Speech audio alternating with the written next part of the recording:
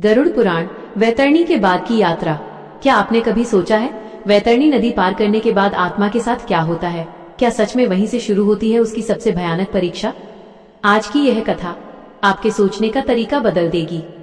शुरुआत में दिव्य आह्वान। सत्य ही शिव है और शिव ही न्याय है। भक्तों, गरुड़ पुराण की ये गाथा केवल एक कहानी नहीं बल्कि जीवन का वो दर्पण है जो हमें हमारे कर्मों का असली चेहरा दिखाता है। महादेव की कृपा से ही हम इस कठिन मार्ग को सुगम बना सकते हैं। भक्तों, गरुड़ पुराण में बताया गया है कि मृत्यु के बाद आत्मा की यात्रा यहीं समाप्त नहीं होती, बल्कि असली यात्रा तो वैतरणी नदी पार करने के बाद शुरू होती है। जब आत्मा उस भयानक रक्त और पापों से भरी वैतरणी नदी को पार कर लेती है तो वो थक चुकी होती है, टूटी हुई होती है, लेकिन उसकी परीक्षा अभी खत्म नहीं होती।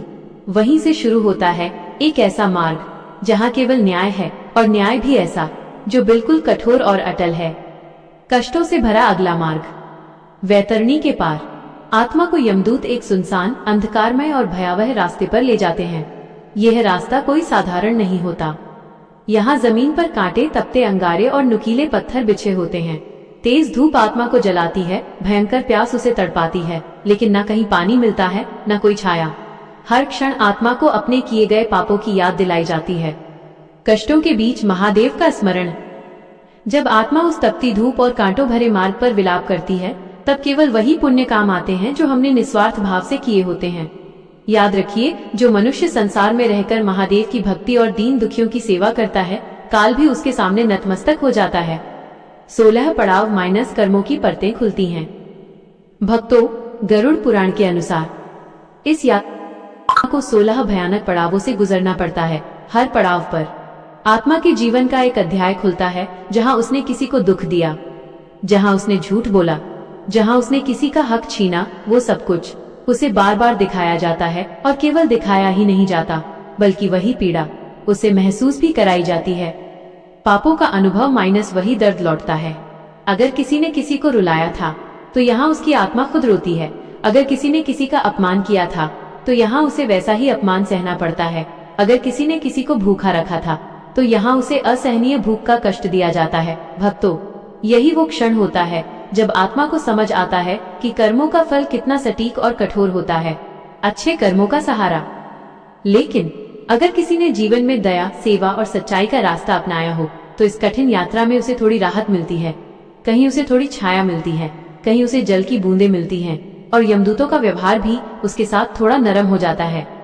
कर्मों के महत्व पर जोर।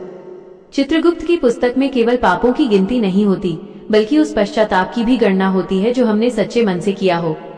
महादेव तो भोलेनाथ हैं। यदि मनुष्य अपने कुकर्मों को त्याग कर उनकी शरण में चला जाए तो ये कठिन मार्ग भी भक्ति के शीतल जल से शांत हो सकता है।